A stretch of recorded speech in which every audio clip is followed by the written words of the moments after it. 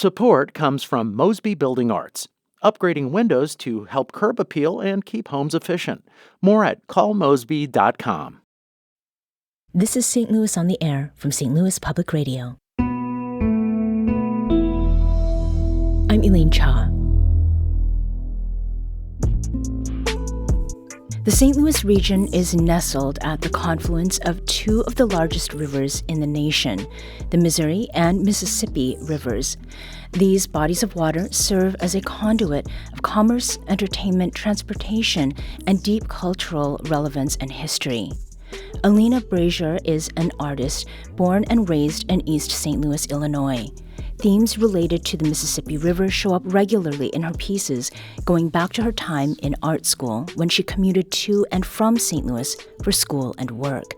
The Mississippi River is also directly connected to her own family history.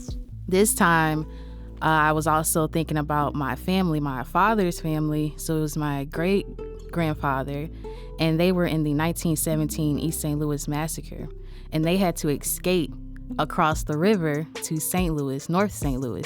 And they lived in St. Louis for about 5 years, then went back home across the river to East St. Louis. And that is the pivotal moment for me, is me going to grad school and making art, learning, and then knowing that that same river, that same bridge is where my family later in history had crossed for survival and freedom. Now, these themes and personal histories are part of a new exhibit at the Contemporary Art Museum called Make the River Present. The curated interdisciplinary show is up until August 10th. And here to talk about the inspiration for the exhibit and the art that is in it, we welcome Michelle Dezember, Director of Learning and Engagement at the Contemporary Art Museum. Hello. Hello. We also have multidisciplinary artist Dail Chambers and writer and speaker Galen Gritts. Hello to you as well. Hello. Hi. And thank you all for being here today. Now, Michelle, you and Alina co-curated Make the River Present, and Alina shared that the idea for the exhibit came from you. Where or how was the idea born? Well, part of it came because as a larger piece, the museum was looking at an exhibition called Like Water and how water is a source of inspiration and poetic influence for artists.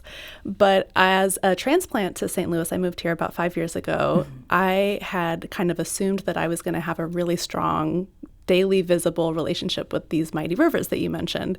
And I was sort of disappointed at how much effort it took me to connect with them. And so I did what I do. I looked to artists, and I came to know Dail's work and how much this kind of journey in her own ancestral past has connected her with the river.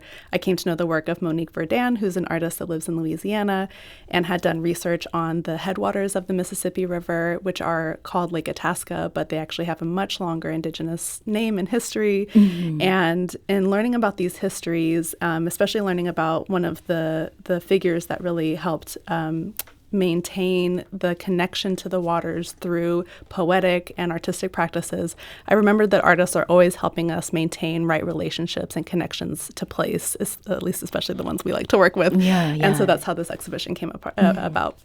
So Make the River Present, it specifically exhibits artworks that explore the relationship between Black Americans and Native Americans and the Mississippi and Missouri rivers. And we just heard from Alina about her familial connection to the Mississippi River. Was there something that drew you to those histories in particular, Michelle? Yeah, I want to call back to this artwork that Monique Verdun has up in the museum, because there's a story that I think it's brief but important to share.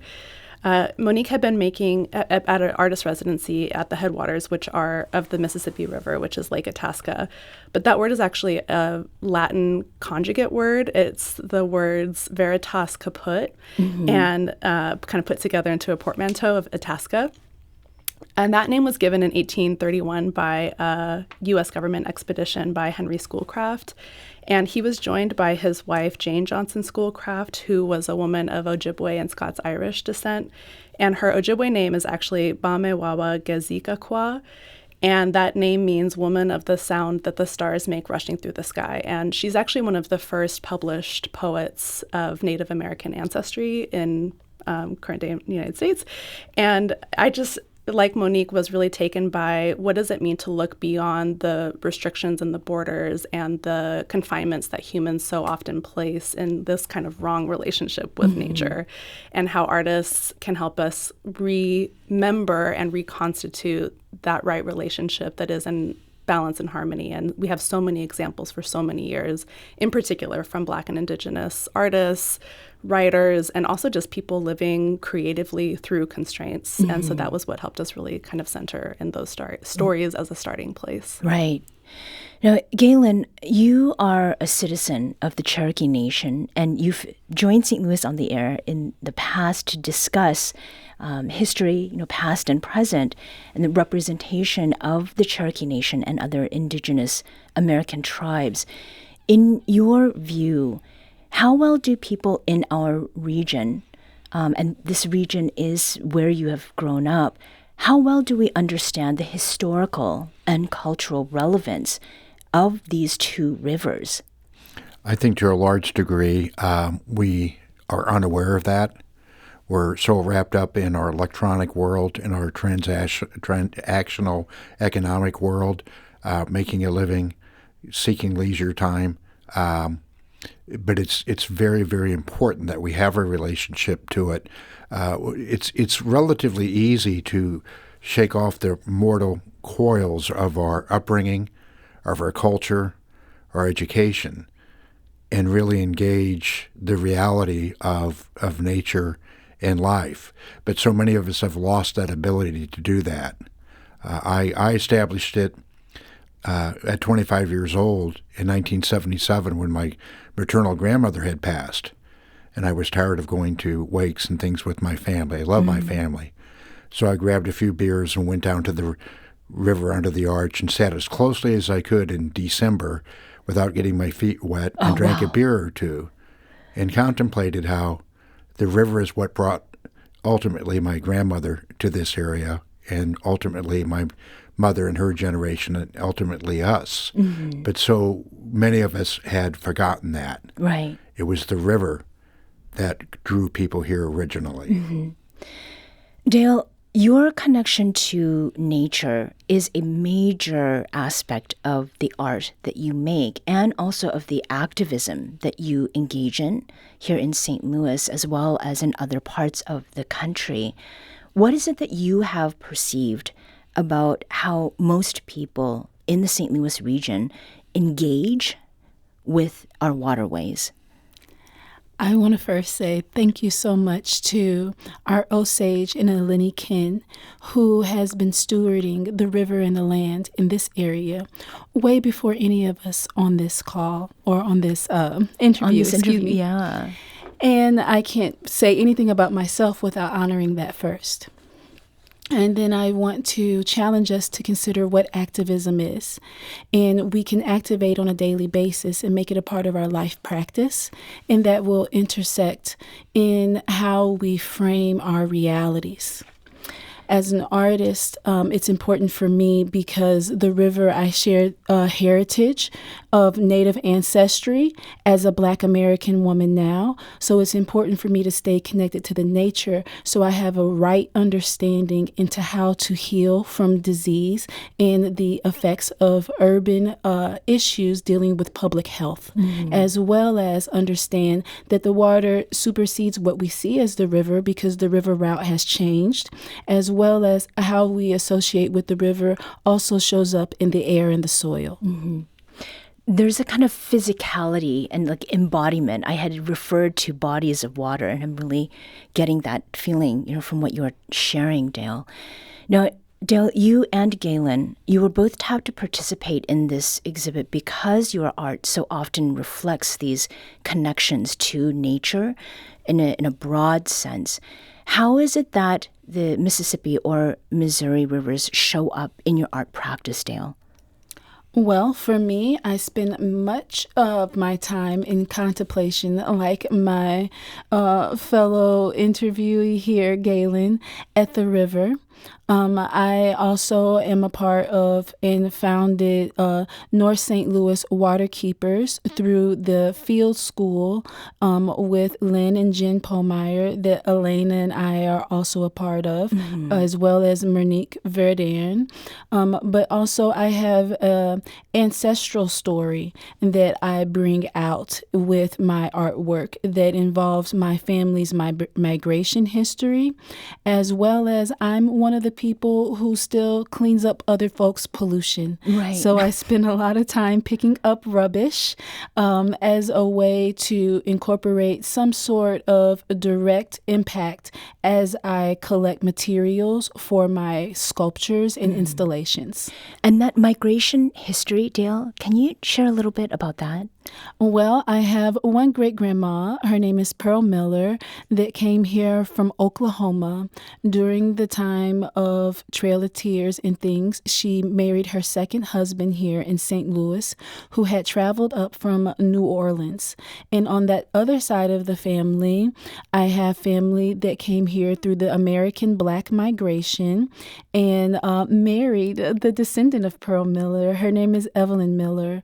And my family member Dewey Haynes, which is my grandfather, had a family here in North St. Louis, and now I'm here attempting to heal some of the trauma and misdirection and social impact of 4 generations of my family. Yeah. It's amazing that you have that much information. Galen, what about in your art practice? How have these rivers flown through or flowed, maybe flown too, through your work? Well, for me, being historically minded, it's important to remember that it was only 352 years ago that non-natives showed up here. This was all native, both in Illinois and Missouri, had been for at least 14,000 years. And that's a whole different gestalt of living and being. So when Marquette and Juliet came down from what we now know as Wisconsin in a canoe 352 years ago and started the encroachment of first European and then Americans, things have changed dramatically. So 85% of the wetlands in this area have disappeared and 99% of the prairies. The damming of the rivers, putting in levees, things of that nature. So it's hard for us to make that leap, what it was like for what I call the era of Native American independence for 14,000 years, where we lived here and we got along with nature. Because so much of what we do now is past that point. So we have to be creative in our thinking and kind of have a vision, not looking backwards, but looking underneath of what we see today. So it's more perhaps an energy that shows up in the art that you create? An imagination and really empathy too, emotion. Michelle, were you drawn to something very specific in Galen's or Dail's work such that immediately you thought their work needs to be part of this exhibition? Yeah, well, we're fortunate that both created new works for this exhibition, and we were able to bring this to fruition because of relationship building. And I really like the word that you're using, Galen, of remembering, because I think it's about like listening and paying attention to work that is happening. And both of these 2 incredible individuals, as well as others that have been involved, have such a long, rich practice that it's about being responsible to listen to that, not, just paying attention is such an act of love, and it's an act of love not only for the individuals in their work, but the histories and the legacies that they're carrying through their family stories that they've shared with us. So I think it was really that kind of deep connection that both had that really drew us to work, Aline and I, to working with them. Yeah. We need to take a quick break. When we return, we'll continue our conversation about the Contemporary Art Museum's new exhibit, Make the River Present, and off-site activations engaging the Missouri and Mississippi rivers that is part of this exhibition. This is St. Louis on the Air on St. Louis Public Radio. Support comes from Gemma, architects, planners, and designers seeking to bring joy to their clients and communities. Details at gemastl.com.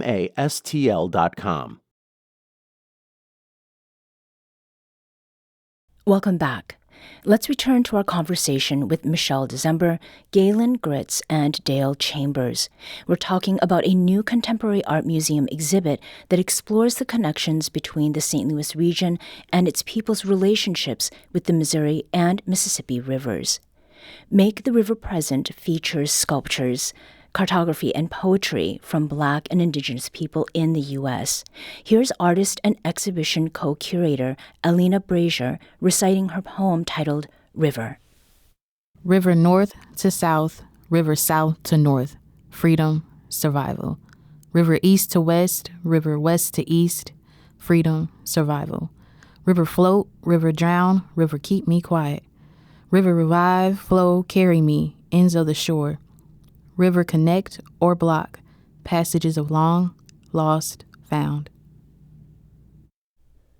That was Alina Brazier reciting her poem, River. Now, Galen, rivers flow in your writing too, and a haiku of yours is displayed at the Make the River Present exhibit. We'd like to hear that from you.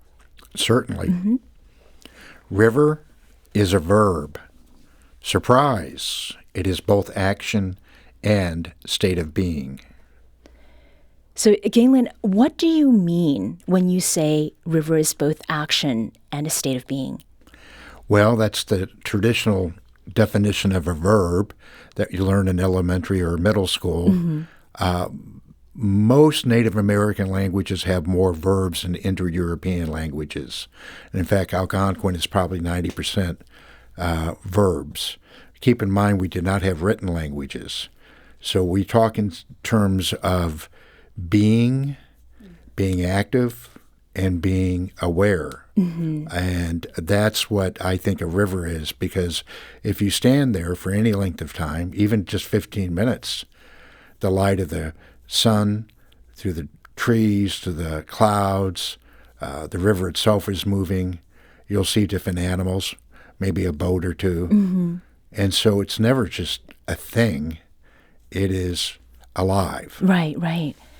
When you write about rivers, Galen, what sentiments or histories are you trying to evoke for readers?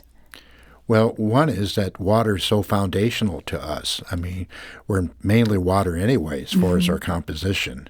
And we tend to forget that. And that also separates us from community, because we're so much separated today, obviously in modern America because of politics, but just because of electronics.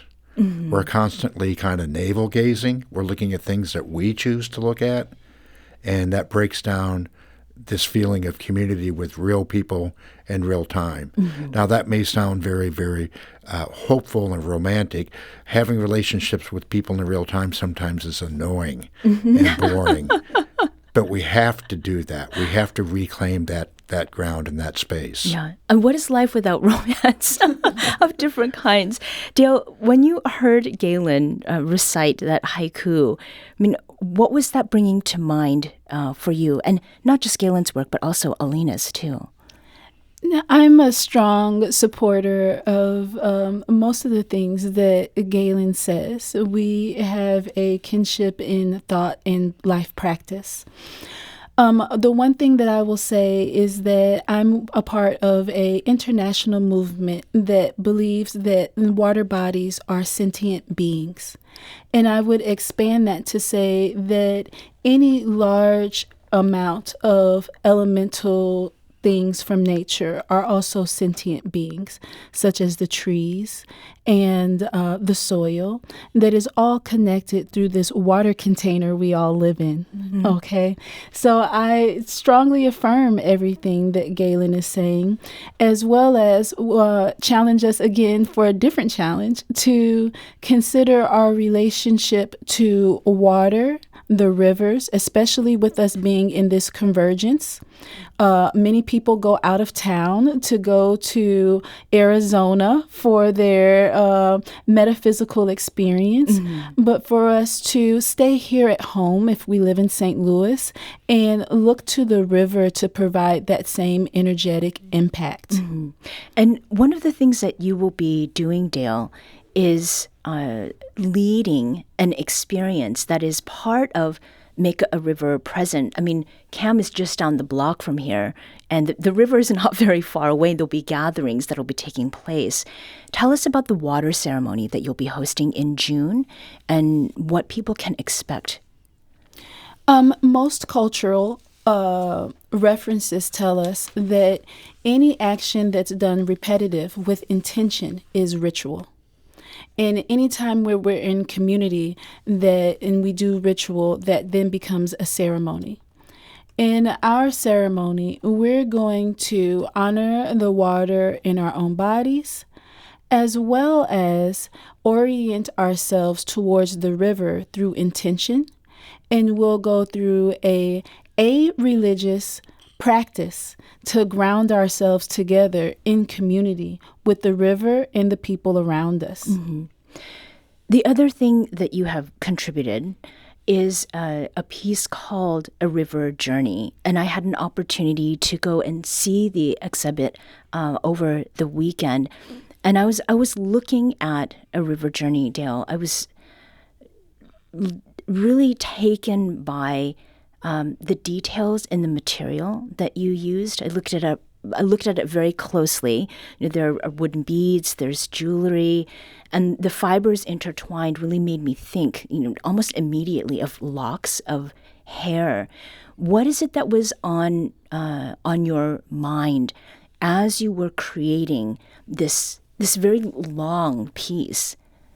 As a land steward, I spent a lot of time responding to the environment around me.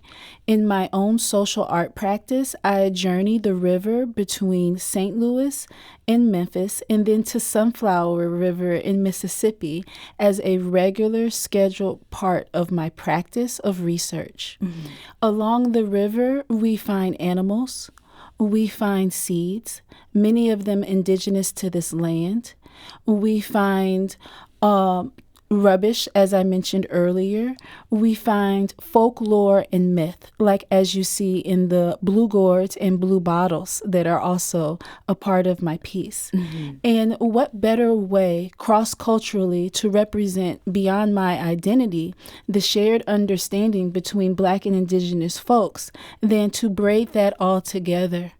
And not only am I reflecting on our relationship to the river through the materials, but that symbol of braiding and the act of using my muscles to do something so ancient that brings together so many indigenous people, not only on this continent, but in the global majority, I thought was the best way for me to express the impact of the second largest river in this country that is also likened to the Nile in Africa. Mm-hmm.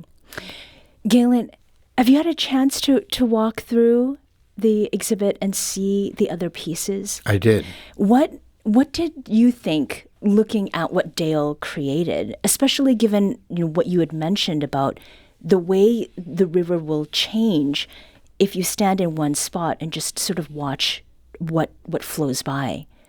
I'm convinced, maybe more recently than before, that art is extremely important to people, whether they know it or not, because it is a form of dreaming. And it is a form of dreaming individually, but also as a community. And everything that we do now was somebody's dream before. Mm-hmm. And especially now as things are kind of decentralized, it's important that we have, again, that sense of community. Mm-hmm. And I loved it. It was a great space. I thought it was a good use of space. It was a fantastic statement of art. They're together and yet separate. Mm-hmm. And I really enjoyed it. I had a good time. Yeah. Well, I mean, we could say that maybe you are biased because you've contributed to it, but I can really feel the genuine sort of feeling that you have about this. Michelle, there will also be a river excursion and an Eads Bridge gathering coming up. What will be happening there? Yeah, when we were thinking about this, and I should say too, my background is I'm kind of primarily identify as an educator, and I primarily identify as a people convener. And so this exhibition was really just a chance to bring people together, people that I really respect and want to learn more about. So the idea of having programs and gatherings was always really important to us.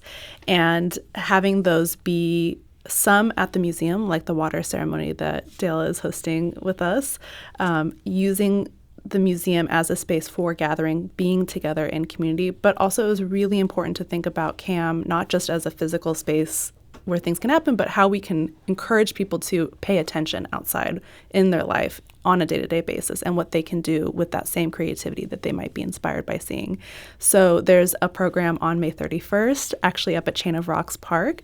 I learned recently that that's where the remains of the Pruitt-Igoe housing was buried in a landfill. And so we're having a conversation with Native Women's Care Circle about how nature can heal human-made wounds and how to be in right relationship with the watershed. So that'll be on May 31st. There's Dail's convening of the water ceremony at CAM. And then the day after, we will also be hosting a river excursion where with Dr. Treasure Shields Redmond, Dail, the Black Heritage Water Trail, which is an initiative, an interactive map that maps out important sites of Black history across the rivers. We'll actually be activating these sites of consciousness and inviting people to remember and reconnect with these stories. And then finally, the Eads Bridge, which is a site that's really important to Alina, will kind of be our bookend for the exhibition and gathering at the Eads Bridge for the story that she shared with us, so personal to her, how it's also a shared experience for us, whether it's Alina or someone like me who just moved here recently. Michelle Dezember is Director of Learning and Engagement at the Contemporary Art Museum. Dail Chambers is a multidisciplinary artist, and Galen Gritts is a writer and speaker. Thank you all for joining us today. Thank you. Thank you. Thank you.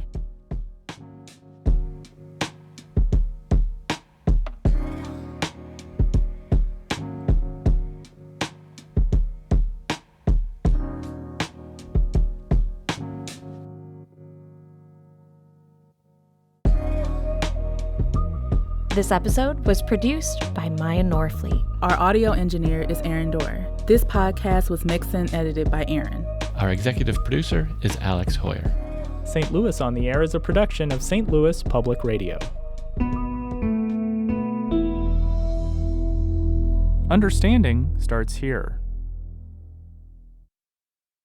Do you find yourself regularly listening to episodes of St. Louis on the Air? Suggest us to a friend you think might enjoy our conversations, and leave us a review and rating on Apple Podcasts on the App Store. It's the simplest way to help people discover our show. Thank you. St. Louis Public Radio is a member-supported service of the University of Missouri St. Louis.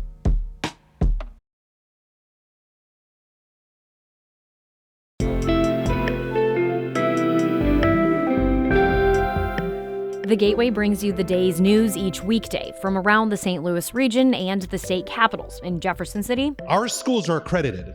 We don't need this bill. And Springfield. How many more years must pass before lawmakers see time is of the essence? I'm Abby Larico. Join me each weekday for The Gateway on the STLPR app or wherever you get podcasts.